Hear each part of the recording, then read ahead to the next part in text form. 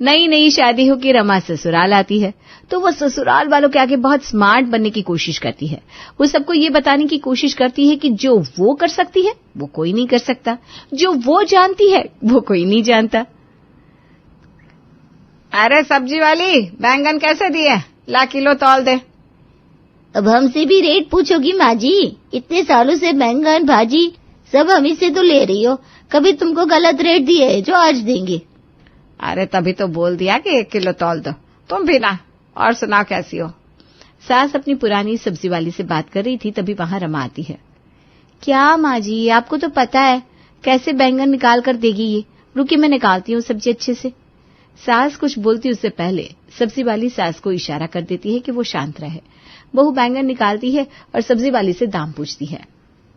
वही 50 रुपए किलो। 50 रुपए किलो? पास के बाजार में तो 45 रुपए मिल रहा है। तो वहीं से जाकर ले लो, मैं दरवाजे तक ला रही हूँ तो उसका पैसा तो लूंगी ना। सब्जी वाली से बहू लड़ने लगती है और फिर बैंगन लेकर अंदर चली जाती है। उसके अंदर जाने के बाद सास क्या बताए, अपने आगे किसी को कुछ समझती नहीं, सबको गलत साबित करने में लगी रहती है, और सबसे ज्यादा मेरे बेटे को। उसकी तो हालत ऐसी कर दी है कि क्या बताऊं। यही प्रॉब्लम है आजकल की स्मार्ट लड़कियों की, कुछ ज्यादा ही स्मार्ट बनती है।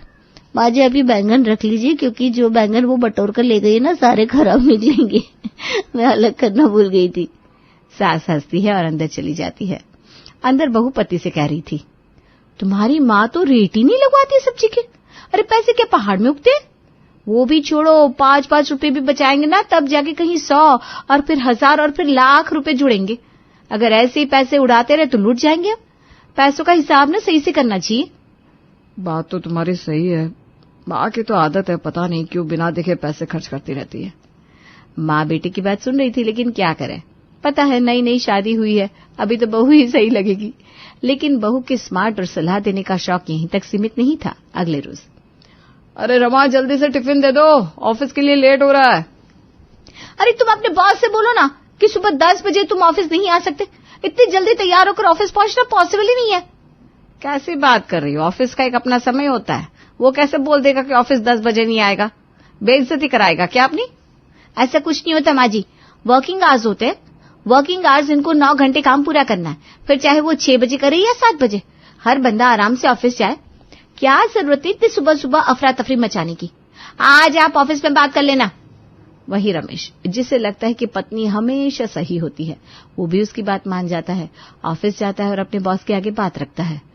सर मुझे 9 घंटे काम पूरा करना है, चाहे मैं 10 बजे से शुरू करूं या 11 बजे से, तो कल से मैं 11 बजे आऊंगा, भले मैं थोड़ा लेट चला जाऊं। अच्छा, और तुमको क्या लगा कैसा हो सकता है? बाकी जो लोग सुबह आते हैं वो कैसे आ जाते हैं? उनके घर पे सुबह तुमसे पहले होती है क्या? समझ में नहीं आती, ऐसी बेवकूफी वाली बात तुम कैसे कर लेते हो? कौन देता है तुमको इतनी अकल? 10 बजे नहीं आ सकते तो ऑफिस आने की जरूरत ही नहीं है, कल रिजाइन दे देना, निकलो यहां से। रमेश परेशान हो जाता है कि ये क्या, रमा का लॉजिक तो सही था, पर ये लॉजिक यहां क्यों नहीं लगा? इतनी बेइज्जती। उसको तो हमेशा अच्छे काम के लिए प्रोत्साहन दिया जाता था, और आज बॉस कह रहा है कि रिजाइन दे दे। रमेश को ये बात बहुत दुखी करती है। वो सारा दिन काम करके घर आता है, शाम को घर में बहुत अपसेट होता है कि माँ चाय का प्याला लेकर आती है। क्या हो गया बेटा, इतना ज्यादा परेशान तो कभी नहीं होता था, सब ठीक है ना? वो कुछ कहता उसके पहले रमा आती है। ऑफ कोर्स सब ठीक होगा, हो जाता है कभी कभी ऑफिस में। अरे हर दिन एक जैसा थोड़ी ना होता है, कभी इनको खूब प्रशंसा मिलती है, हो सकता है किसी दिन थोड़ी सी डांट पड़ जाए, जिसमें परेशान होने की क्या बात है। रमा को पहले ही पता था कि रमेश के बॉस ने उसकी क्लास लगाई है। वो सास के आगे बात संभालने के लिए इतने नखरे करती है, क्योंकि वो जानती है उसने जो बात रमेश से आज बॉस से करने के लिए कही थी, उसी के कारण रमेश को ऑफिस में डांट पड़ी है। हाँ माना ठीक है, लेकिन वो अपने दिल की बात तो मुझे करे कि उसे हुआ क्या है। माँ जी, परेशानी को बार बार बोलने से आदमी और परेशान होता है। मैंने आपको बताया ना ऑफिस में कुछ बात हुई है। रमेश जाइए, आप नहाकर कपड़े चेंज कर लीजिए, मैं खाना लगाती हूँ। रमेश चुपचाप वहां से निकल जाता है। फिर एक दिन, अरे रमेश बेटा, जरा मुझे सीमा बिटिया के घर छोड़ दे। उसके ससुराल में सास ससुर गांव गए हैं, कह रही थी माँ 2 दिन के लिए आ जाओ। अब यहाँ तो तुम्हारी भी 2 दिन की छुट्टी है, तुम पति पत्नी आराम करो, मुझे मेरी बेटी के घर छोड़ दो। ठीक है माँ, मैं कार निकालता हूँ, आप सामान पैक कर लो। अरे कार से नहीं, बाइक से जाओ। अरे बाइक से चला तो जाऊं, लेकिन माँ के हाथ में सामान है। अपना सामान पकड़ेगी या खुद को संभालेगी? गिर नहीं जाएगी? हाँ, मुझे भी यही लगता है। बेटी के घर जाना है तो कार से ही जाना चाहिए। रुतबा दिखाने के चक्कर में गरीबी में आ जाओ। वाह, कार में आपको पता है कितना पेट्रोल लगता है? इतनी देर में बाइक पर छोड़कर आप वापस भी आ जाते। सास क्या करती, वो वैसे ही पंगे लेना नहीं चाहती थी। अब 2 दिन आराम करेगी बेटी के घर, ये सोचकर सास बेटे के साथ बाइक में सवार हो जाती है। लेकिन ये क्या, जैसे ही चौराहे से अगली गली के लिए रमेश अपनी बाइक मोड़ता है, माँ सामान के साथ गिर जाती है। वो तो शुक्र है कि पीछे से कोई वाहन नहीं आ रहा था, वरना आज माँ इस दुनिया में नहीं रहती। थोड़ी देर में भीड़ लग जाती है। माँ तो ठीक है ना माँ? माँ को गुस्सा आ जाता है। पत्नी के कहने पर चलने वाले आदमियों से मैं बात नहीं करती। माँ भले मर जाए, लेकिन पेट्रोल में पैसे नहीं लगाने। लो आप भरो अस्पताल का पैसा। वैसे भी मेरे सर में बहुत दर्द हो रहा है। हे भगवान, खून भी निकल रहा है। खून देखते ही सास बेहोश होकर गिर जाती है। सभी मिलकर सास को अस्पताल ले जाते हैं, जहां सास की एक हड्डी टूट चुकी थी। डॉक्टर कुछ भी करिए, पर आप माँ को ठीक कर दीजिए। ये बोलकर रमेश रोने लगता है। तभी वहां रमा आ जाती है। रमा को देखकर रमेश को गुस्सा आता है। तुम्हारे बोलने पर मैंने अपनी माँ को बाइक पर बिठाया, और देखो क्या हो गया। और बचाओ तुम पैसे। ओफो, क्यों फ्री में फुटेज खा रहे हो? हेल्थ इंश्योरेंस है ना, इनका एक पैसा भी नहीं लगेगा। रमेश कुछ नहीं बोलता, चुपचाप अपनी माँ की ओर देखता है। माँ दर्द से करा रही थी, तभी बेटी भी आ जाती है। हाय रे, मम्मी को क्या हो गया? मेरी गलती है, मुझे नहीं बुलाना चाहिए था, मेरे कारण मम्मी का एक्सीडेंट हो गया। हाँ, वैसे बात तो तुम सही बोल रही हो। अच्छा खासा घर पर बैठी थी, तुमने बुलाया और वो। रमेश चुप हो जाता है। कुछ दिन अस्पताल में रहकर माँ घर तो आ जाती है, लेकिन अब माँ को चलने फिरने में दिक्कत होती है। फिर एक दिन रमा बाजार में घूम रही थी कि उसको दीवार में एक इश्तिहार छपा दिखता है। हाय रे, 200 गज की जमीन सिर्फ 20 लाख रुपए में, क्या बात है। रमा घर आती है और शाम को रमेश के आने पर, क्यों जी, आपकी सेविंग में कितने पैसे पड़े हैं? अरे तुम्हें मेरी सेविंग से क्या लेना देना? क्यों नहीं लेना देना? पत्नी हूं आपकी। आपकी सेविंग से नहीं लेना देना होगा तो किसकी सेविंग से होगा? पास बैठे सास सब सुन रही थी। खून पसीने की कमाई मिलाकर कुल 20 लाख है।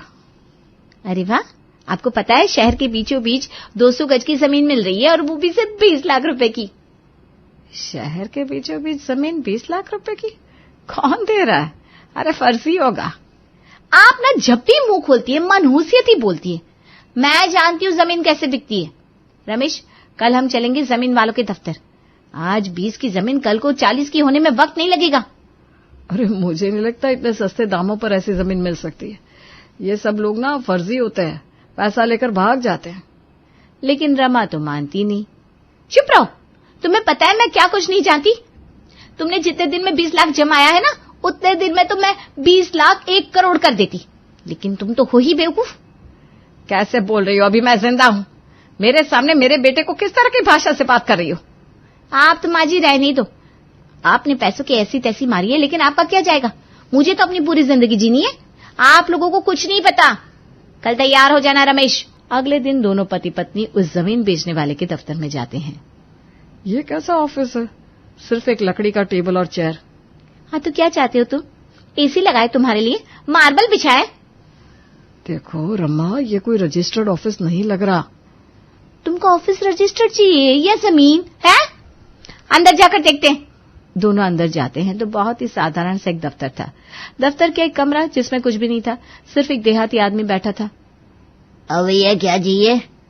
पैसा लाए हो? अरे जमीन खरीदने आए हैं, कुछ तो डिटेल्स बताओ। डिटेल क्या बताना, ये देखो। वो कागज निकालता है, उसमें खुद ही पेंसिल से 2 लाइनें बना देता है।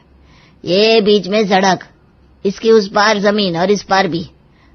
अब बताओ कौन सी वाली जमीन चाहिए? रमा खुश हो जाती है। अरे सड़क के पास की जमीन, तब तो और पैसे बनेंगे ना हम लोगों के। हाँ नहीं तो क्या, जमीन चाहिए तो बुकिंग जल्दी से करा लो। वो क्या है ना, तुरंत बिक जा रही है, कोड़ियों के भाव जो बेच रहे हैं हम लोग। लेकिन इतनी प्राइम लोकेशन की जमीन आप इतने सस्ते दामों में कैसे बेच रहे हैं? अरे आप अंगूर खाओ ना, फल की चिंता क्यों कर रहे हो? लेकिन रमेश को डाउट होता है, पर रमा तो मान ही नहीं रही थी। रमेश घर आकर रमा को समझाने की कोशिश करता है। देखो ये सब फर्जी लोग हैं, इनके पास कोई जमीन नहीं है, कोई पुख्ता कागज भी नहीं है। ये क्या पेंसिल से 2 लकीरें खींचती और जमीन बेचती? मैं नहीं करूंगा ऐसी जगह अपने पैसे बर्बाद। अरे वाह, अपने पैसे? मैंने एक एक पाई जोड़ जोड़ के पैसे बचाने में तुम्हारी मदद की है। मैं भी चाहती तो औरों की बीवियों की तरह एंजॉय करती, पर मैंने पैसा बचाया है। मैं मानता हूं कि तुम पैसा बचाने में अच्छी हो, लेकिन इसका मतलब ये तो नहीं ना कि बचाया हुआ पैसा पानी में बहा दूं। देख लो रमेश, मुझे तो वो जमीन किसी भी हालत में चाहिए, मतलब चाहिए। अगर तुम नहीं दिला सकते तो मैं अपने गहने बेच दूंगी। रमेश लाख मना करता है लेकिन वो नहीं मानती। तुम्हें पता है ना, तुम्हें कुछ आता नहीं। तुम जानते हो तुम किसी काम के नहीं हो। तुमको ये भी नहीं पता बाहर की दुनिया में क्या हो रहा है क्या नहीं। और तुम्हें पता है सबसे अच्छा इन्वेस्टमेंट जमीन का होता है। जमीन के दाम कई गुना तेजी से बढ़ते हैं।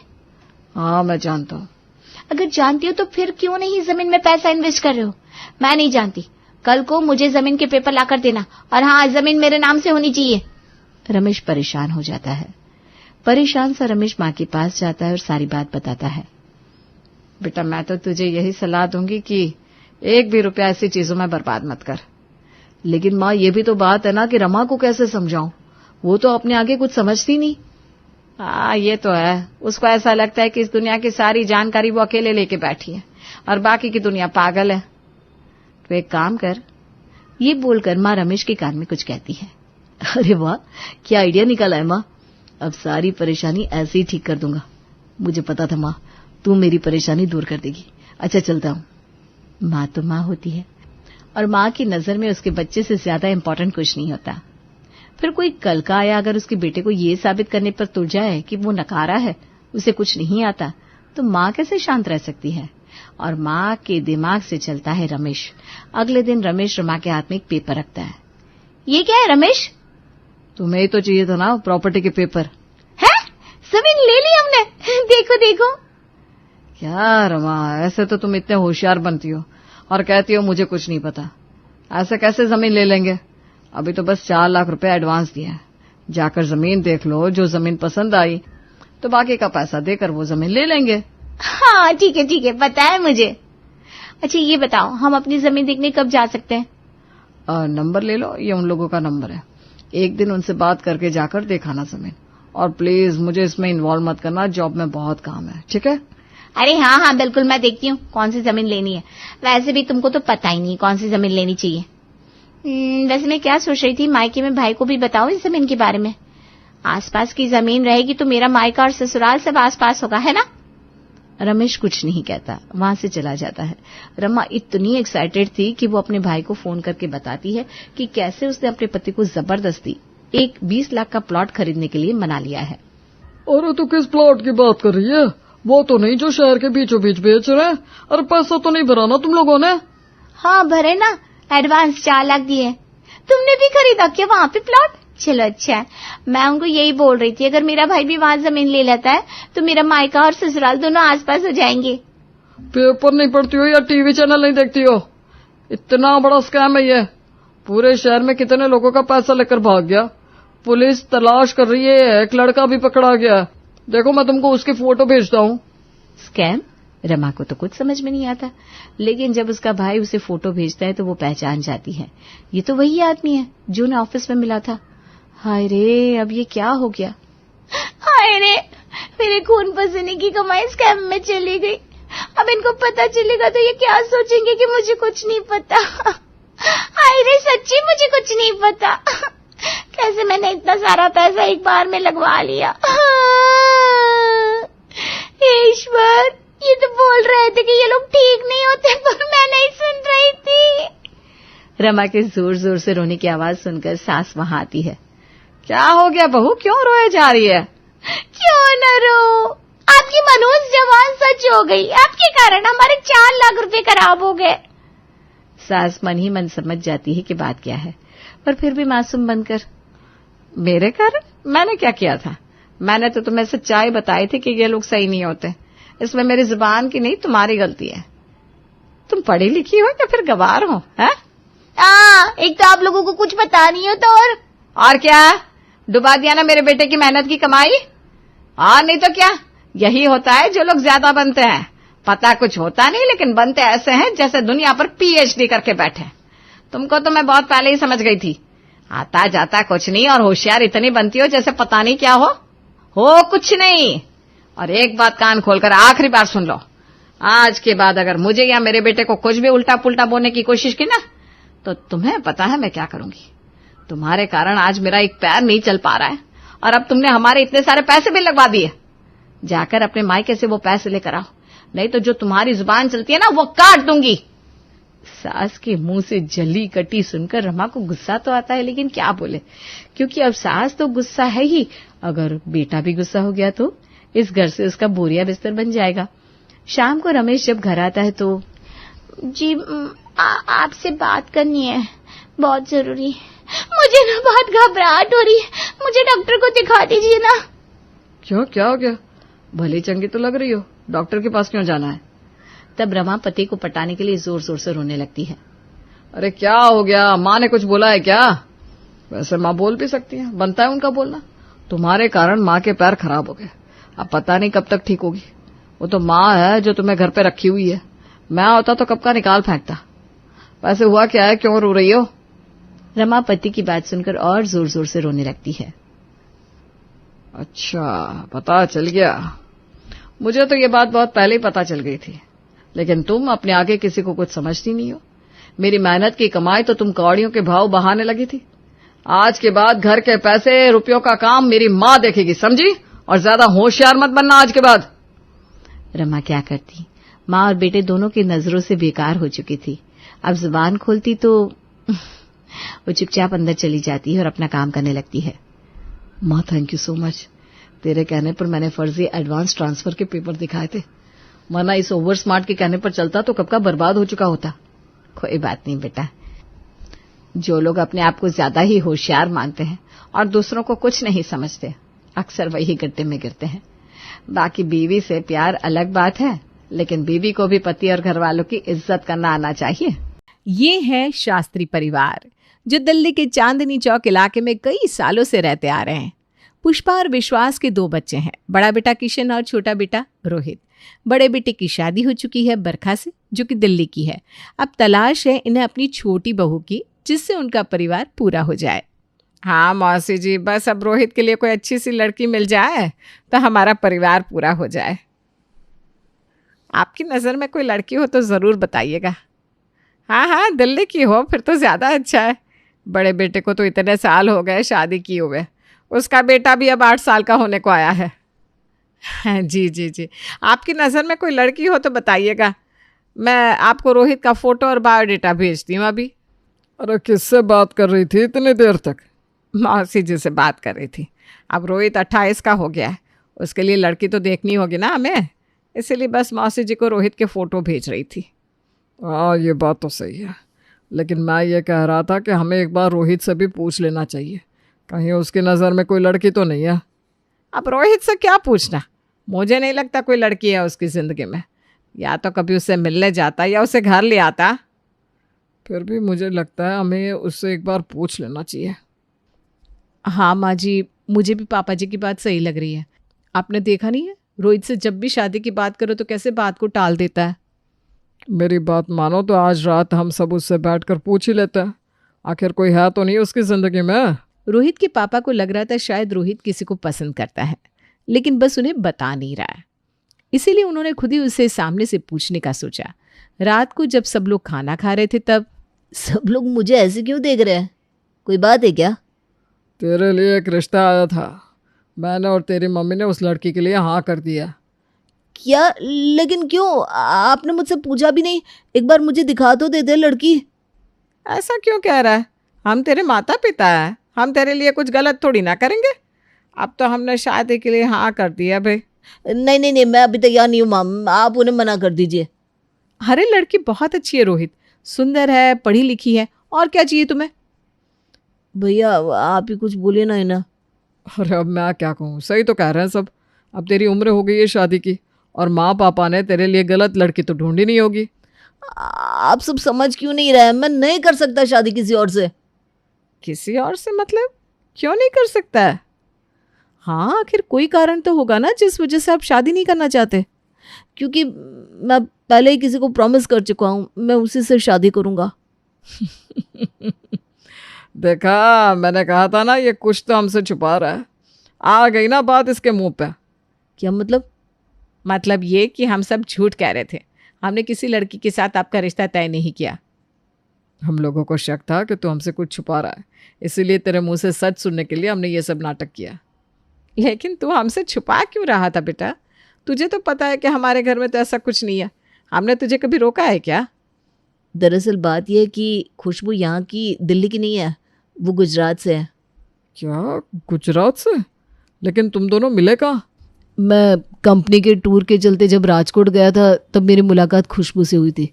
उसके हाथ के ढोकले खाने के बाद तो मैं पागल ही हो गया था, इसीलिए मैं आप सबको नहीं बता रहा था। मुझे लगा पता नहीं आप सब क्या ही सोचेंगे। ढोकले खाने के बाद पागल हो गया? ऐसा तो क्या है ढोकले में? अरे ये कोई ढोकले का कमाल नहीं है, ये तो बस उसके प्यार में पागल हुआ जा रहा है और कुछ नहीं। नहीं माँ, मैं सच कह रहा हूँ, उसके जैसा ढोकला कोई बना ही नहीं सकता। अरे देवर जी, अब ढोकले की बात छोड़िए और शादी की बात करिए आप। ढोकले बनाने में क्या रखा है, वो तो मैं भी बना सकती हूँ। मैं अभी आपको समझा नहीं सकता हूँ भाभी कि ढोकले में आखिर है क्या, लेकिन जब वो इस घर में आ जाएगी तब आपको पता चल ही जाएगा कि मैं क्यों उसके ढोकले की इतनी तारीफ कर रहा था।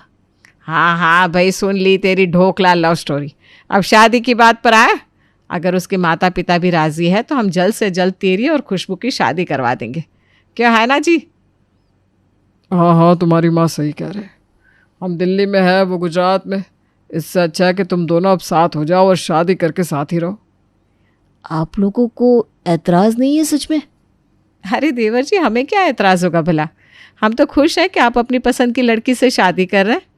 देखो तो कैसे इसके गाल लाल हो रहा है। रोहित और खुशबू का रिश्ता तय हो जाता है।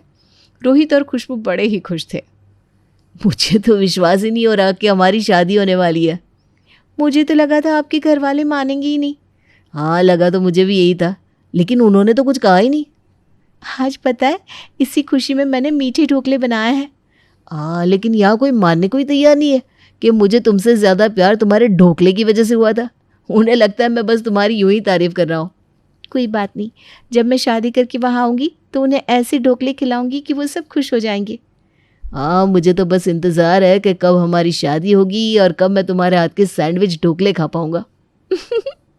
बस थोड़ा सा इंतज़ार और कर लो, उसके बाद तो मैं रोज़ तुम्हें अलग अलग तरह के ढोकले खिलाऊंगी। ये देखो, हमारे देवर जी फ़ोन पर भी प्यार की बातें नहीं, ढोकले की बातें कर रहे हैं। भाभी, आपको पता ही नहीं है, ढोकले सिर्फ ढोकले नहीं है, ये एक इमोशन है। अब तो मैं भी बेताब हूँ देवर जी, आपकी होने वाली पत्नी के हाथों के ढोकले खाने के लिए। आपसे ज़्यादा तो मैं इंतज़ार कर रहा हूँ जब आप खुशबू के बनाए ढोकले खाओगी। अरे बस, अब ढोकला ढोकला क्या लगा रखा है, शादी की तैयारी करो। जब देखो ढोकला ढोकला करता रहता है। आखिर ऐसा क्या था खुशबू के ढोकले में जो रोहित उसकी तारीफ करते नहीं थक रहा था? इसका राज भी जल्द ही खुलने वाला था, क्योंकि अब शादी का समय भी आ गया था जब खुशबू इस घर की बहू बन के दरवाजे पर गृह प्रवेश के लिए खड़ी थी। आइए आइए देवरानी जी, आपका स्वागत है आपके ससुराल में। आज तो मैं बहुत खुश हूँ सच में, रोहित की शादी हो गई है, अब तो मैंने गंगा ही नहा लिया। अरे अभी कहाँ पुष्पा, अभी तो हमें तेरी नई बहू के हाथ का खाना खाना बाकी है।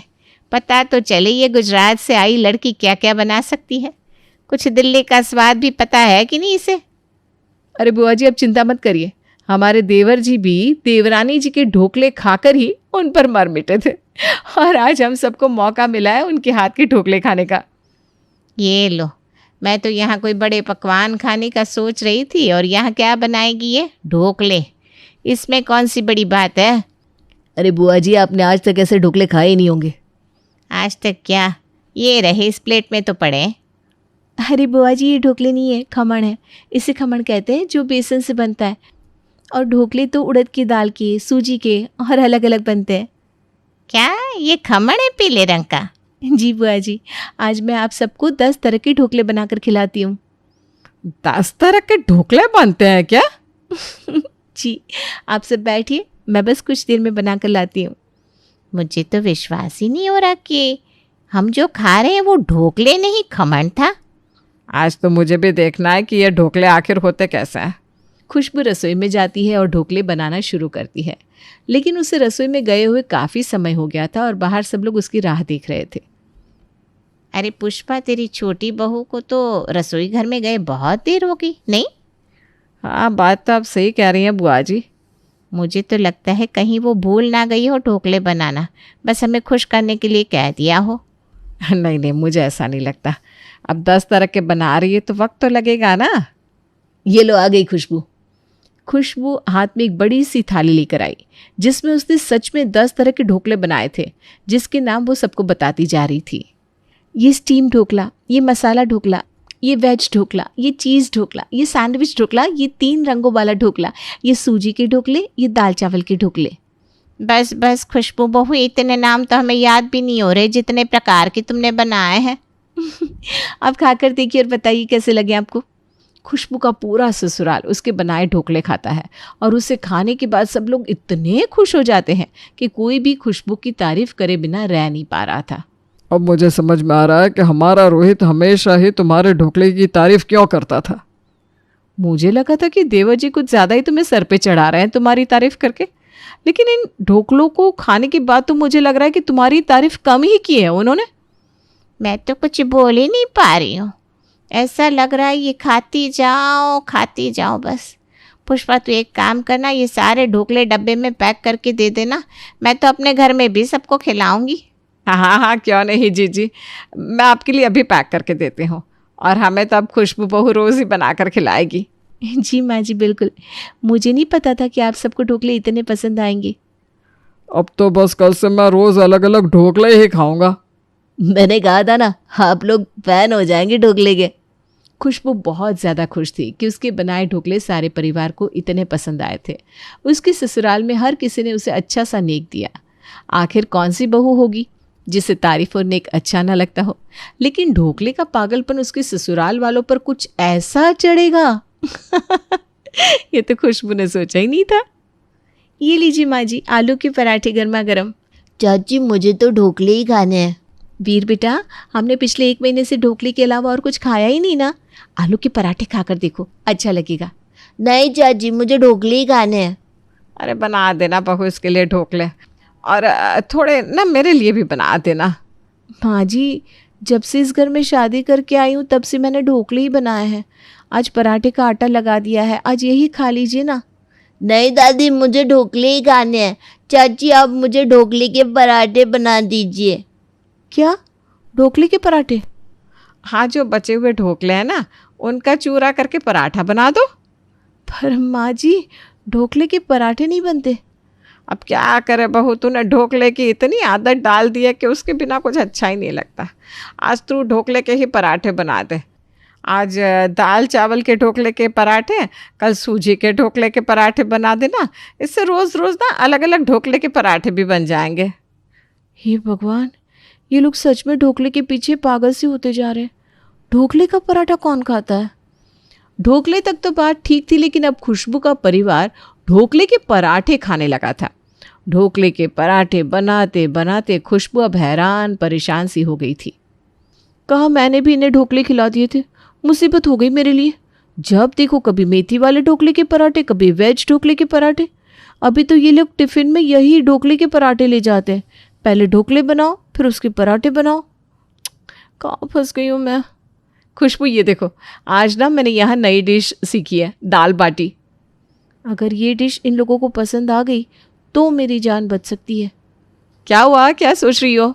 कुछ नहीं भाभी, आप मेरे लिए ना वरदान बनकर आइए। सच में आइए, आप यहाँ आइए, मैं आपके चरण छूना चाहती हूँ। क्या? खुशबू ने आज बरखा की बहुत मदद की उसकी नई डिश दाल बाटी बनाने के लिए, और आज 6 महीनों के बाद टेबल पर ढोकले के पराठे नहीं बल्कि कुछ और था। अरे सब देख क्या रहे हो, खाइए खाइए, भाभी ने कितनी मेहनत से बनाया है। आज ढोकले के पराठे। अरे छोड़ो ना उसे, तुम ये दाल बाटी चक्कर देखो। हाँ चलो चक्कर देखते हैं बड़ी बहू ने क्या बनाया है। दाल बाटी पूरे ससुराल वालों को इतनी पसंद आती है कि अब किसी को ढोकले का पराठा याद नहीं आ रहा था।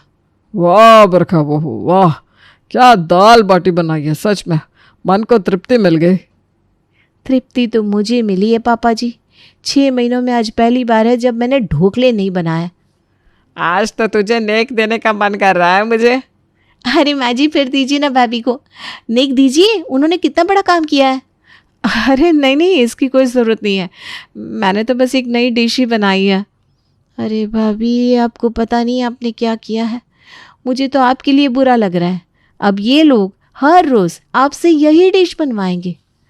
अब मुझे कल टिफिन में यही चाहिए। हाँ? मुझे भी, मैं तो अपने सारे दोस्तों को यही खिलाऊंगा। तुम्हें बुरा तो नहीं लग रहा है ना खुशबू कि सब लोग तुम्हारे ढोकले को भूल गए?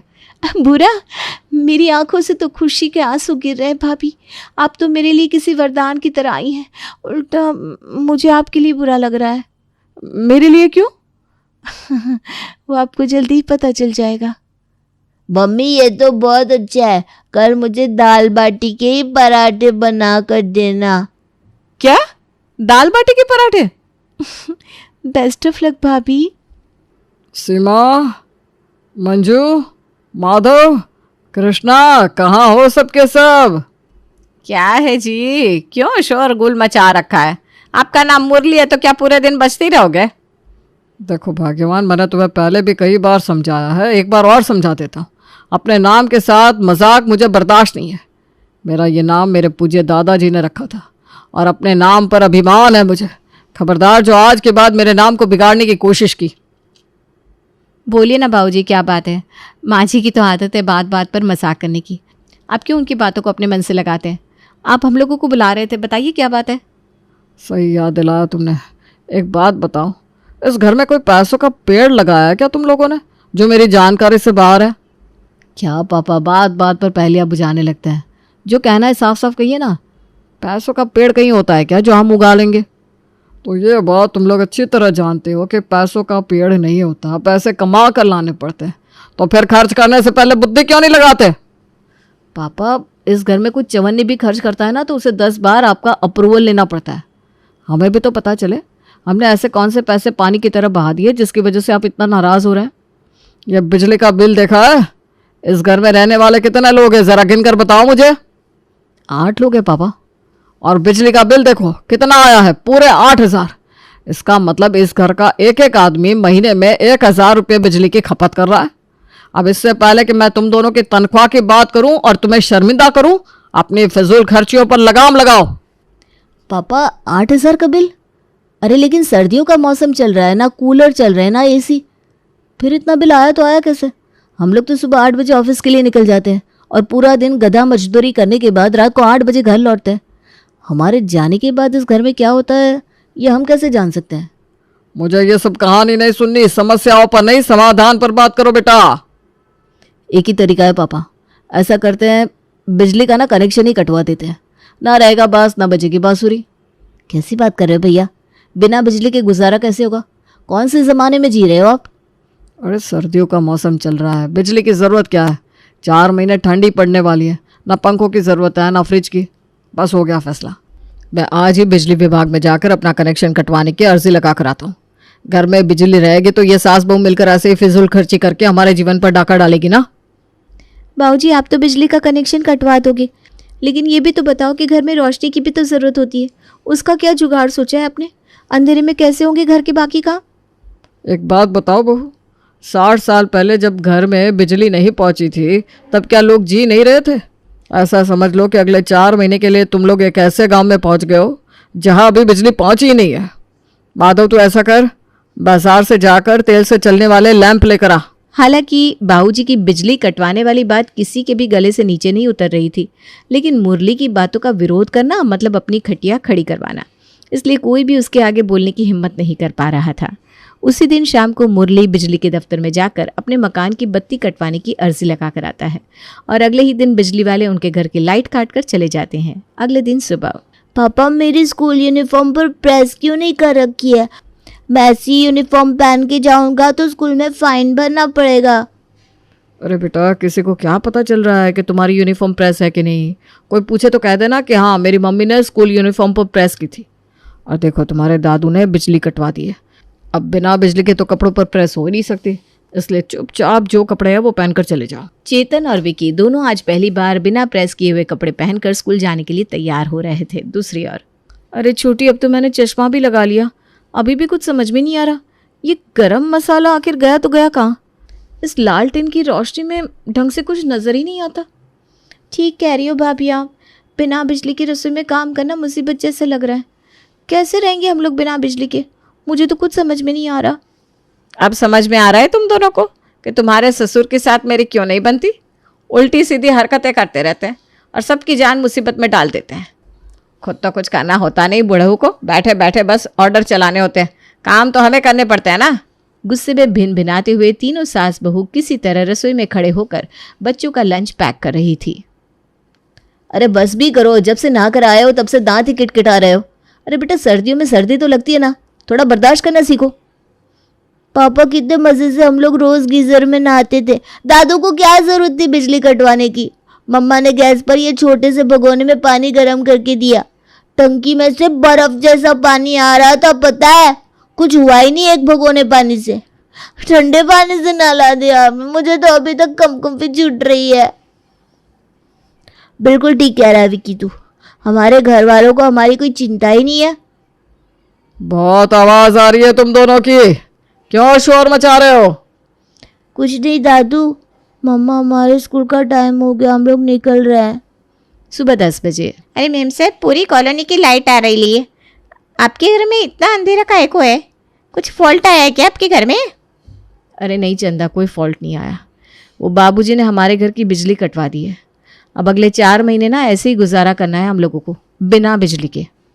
क्या मेम साहब मजाक करती है क्या मेरे साथ? अरे हमारी बस्ती में भी बिना बिजली के कोई नहीं रहता, सबके घर में बिजली है। अब आप साहब लोग क्या हम बस्ती वालों से भी गए गुजरे हो गए? तू रिश्ते में मेरी भाभी लगती है क्या जो तेरे साथ मजाक करूंगी? जितना कहा है उतना सुन, बर्तन मांज और अपने घर जा। क्यों बिना बात दिमाग चला रही है? अरे मेम साहब, मेरे को ऐसा वैसा समझते हो क्या आप लोग? आपकी अंधेरी रसोई में खड़े होकर मैं बर्तन नहीं मांजने वाली। जब लाइट आ जाएगी तो मेरे को फ़ोन कर देने का, तब तक मैं गुप्ता जी के यहाँ जा रही है। अरे तुझे बताया ना कि हमारी बिजली कट गई है, हमारे यहाँ लाइट कभी नहीं आने वाली। तो कोई बात नहीं, मेरा हिसाब कर दो, चंदा भी आपके घर पर कभी नहीं आने वाली। बिना बिजली के रह सकते हो तो बिना नौकरानी के रहना भी सीख लो। चलती है मैं। अरे कैसे झेलते हो तुम इस नकचड़ी को? देखो बहू, जाती है तो जाने दो, अच्छा ही है। तुम लोग घर का काम खुद से करोगी तो तुम्हारी सेहत भी अच्छी रहेगी और 4 पैसे बचेंगे 100 लाख। कोई ज़रूरत नहीं है इस चंदा की चाकरी करने की। काम वाली के जाने के बाद घर की सारी जिम्मेदारी दोनों बहुओं के ऊपर आ गई थी। एक तो बिना लाइट के घर में कोई भी काम करना वैसे एक बहुत बड़ा सरदर्द था। दोपहर के समय दोनों बच्चे स्कूल से घर लौट आए थे। चलो बच्चों, जल्दी से हाथ मुंह धो लो, फिर उसके बाद मैं खाना लगाती हूँ। माँ की बात सुनकर चेतन और विकी बाथरूम में जाकर फ्रेश होने लगते हैं। तभी चेतन की आवाज़ आती है। मम्मा, चाची, बाथरूम में पानी क्यों नहीं आ रहा? क्या हो रहा है इस घर में? चारों तरफ बिल्कुल अंधेरा है, नल में पानी भी नहीं है।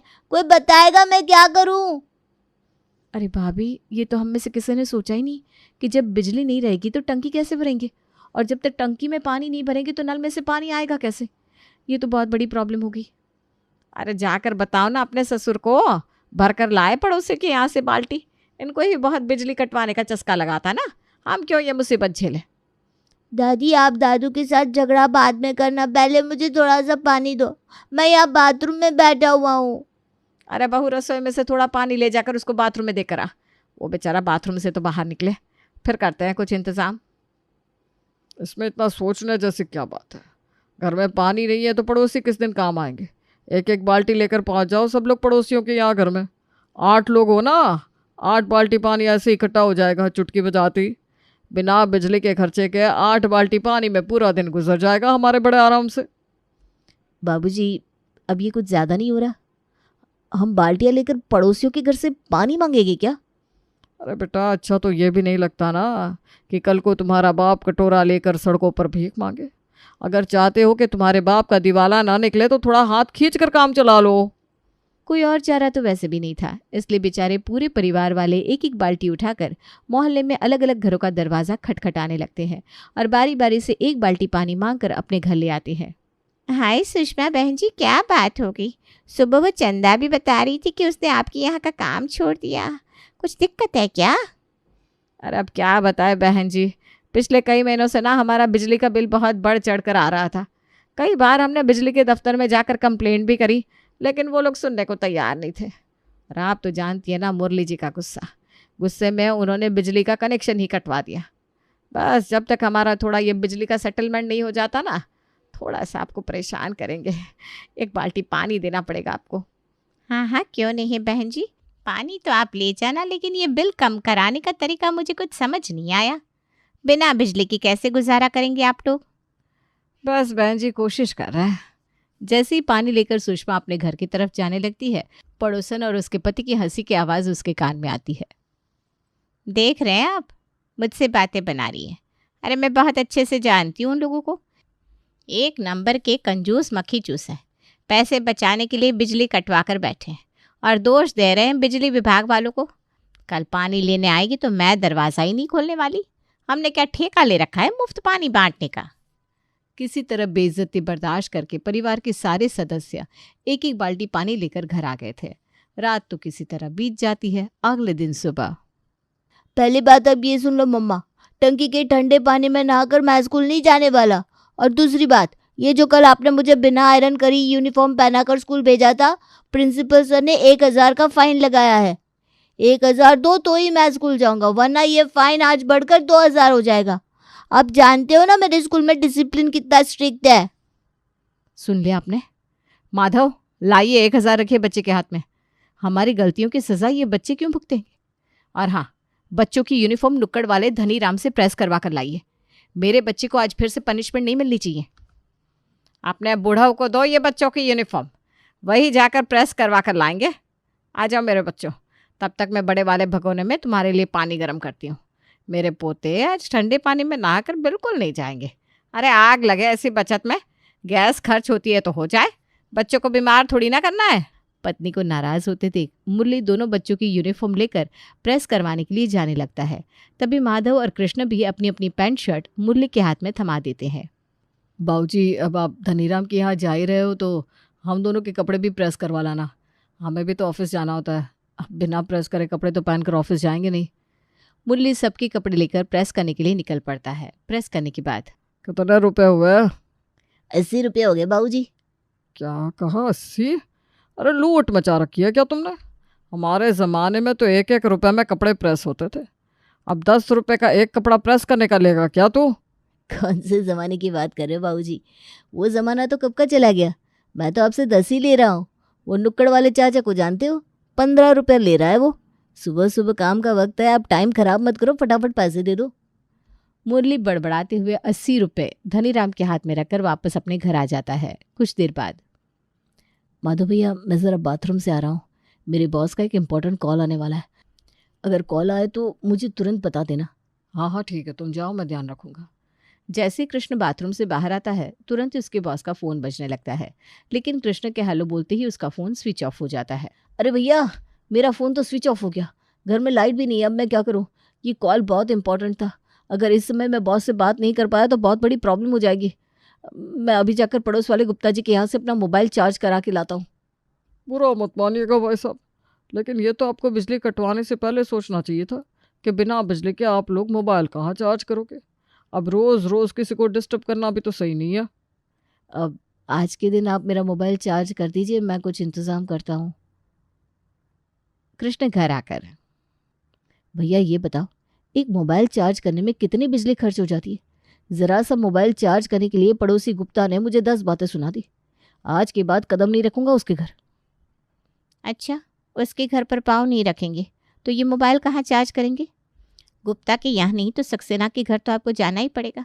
आज गुप्ता ने बातें सुनाई है, कल सक्सेना भी सुनाएगा। किसी ने हमारा ठेका लेकर नहीं रखा कि वो हमारी ज़रूरतें पूरी करे। क्या मोबाइल मोबाइल चिल्ला रहे हो तुम लोग? ये मोबाइल अपने अपने ऑफिस से चार्ज करके लाया करो। और हाँ, एक पावर बैंक खरीद लो अपने ऑफिस से, उसे भी चार्ज करके लाया करो ताकि घर पर बहू का और हमारा फ़ोन भी चार्ज हो सके। कोई फ़ायदा नहीं है कृष्ण, बाबूजी के ऊपर हमारी बातों का कोई असर नहीं होने वाला। शाम के 6 बजे, अरे सर, आप कई दिन से बच्चों को ट्यूशन पढ़ाने के लिए नहीं आ रहे। आज भी 6 बज गए, अभी तक आप आए नहीं, क्या बात है? वो क्या है ना भाभी जी, 6 बजे आपके यहाँ आने का कोई मतलब ही नहीं रह जाता।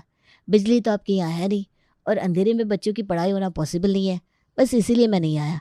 जब आपके यहाँ बिजली का कनेक्शन हो जाए तो मुझे कॉल कर दीजिएगा। अरे ऐसे कैसे? एडवांस फी ली है अपने दोनों बच्चों की। अब आप पढ़ाने नहीं आओगे तो हमारा तो नुकसान हो रहा है ना। जब तक बिजली नहीं है आप बच्चों को दिन में पढ़ाने आ जाया करो। देखिए 3 बजे बच्चों की स्कूल से छुट्टी होती है, उसके बाद मैं बिज़ी रहता हूँ। आपके बच्चों के अलावा और भी जगह मुझे ट्यूशन देनी होती है। हाँ, लेकिन अगर आप इतना इंसिस्ट कर रहे हो तो मैं 3 से 4 आने की कोशिश कर सकता हूँ, लेकिन उसके लिए बच्चों की फ़ीस डबल हो जाएगी। अभी आप 3,000 रुपया पर स्टूडेंट दे रही है, फिर आपको 6,000 देना पड़ेगा। अब 2 बच्चों का ट्यूशन छोड़ कर आऊँगा तो उनकी फ़ीस भी तो मुझे आपसे ही निकालनी पड़ेगी ना। अरे निकाल कर बाहर कर इस टीचर को, जानबूझकर मनमानी फीस वसूल रहा है। जो बच्चे ट्यूशन नहीं पढ़ते वो पास नहीं होते क्या? ससुर की बात सुनकर बहू फोन रख देती है। मम्मी ये क्या कर दिया आपने? अब मेरा ट्यूशन भी हटवा दोगे क्या? 1 हफ्ते में एग्जाम शुरू हो रहे हैं, अगर मैं फेल हो गया तो फिर मुझसे मत कहना। बच्चों की बात एकदम सही है भाभी, एग्ज़ाम सर पर है, ऐसे कैसे बच्चों का ट्यूशन हटवा दे? अगर बच्चे फेल हो गए तो उसकी जिम्मेदारी कौन लेगा? और हाँ, मैं तो बताना ही भूल गई कि गैस ख़त्म हो गई है। अब खाने का क्या करना है आप ही बता दीजिए बाबूजी, क्योंकि बिना बिजली के इंडक्शन तो चलेगा नहीं, और गैस वाले ने सुबह से पहले सिलेंडर देने से मना कर दिया है। पता नहीं क्या हाय मचा कर रखते हो पूरा दिन। अरे पड़ोसी किस दिन काम आएंगे? जाकर पड़ोसियों से मदद मांगो, उनकी गैस पर जाकर दाल चावल उबाल लो, कौन सी बहुत बड़ी बात है। थोड़ी बहुत समस्याओं का हल अपने दिमाग से भी निकाल लिया करो बहू। खबरदार जो किसी के घर दाल चावल उबालने गई तो। सोसाइटी में पहले ही 2 पैसे की इज्जत नहीं बची है हमारी, बिल्कुल भिखारी बनाकर रख दिया है। कोई ज़रूरत नहीं है किसी के घर जाने की।